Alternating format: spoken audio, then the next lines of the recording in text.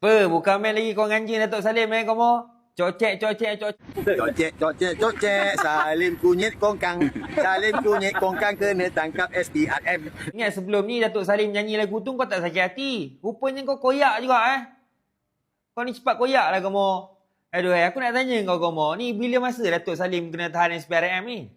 Aku tengok sekejap semalam ada lah. Takkan sekejap je kau mau.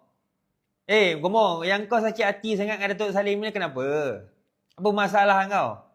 Kau kalau sehari tak sebut nama dia tak boleh Kau kalau tak meroyan tak sebut nama dia tak boleh ke?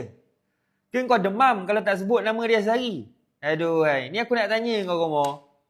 Kau kena saman mahkamah berapa? 2,500. Aku dengar cerita kau minta QR, minta derma dekat dalam grup kau. Walabot. Takkan dapat 2,500 ya kau mau. Pengikut kau ada 80,000 kot. Kurang-kurang 30,000, 40,000. Cerita sikit kau mau, cerita sikit. Nak tahu juga ni.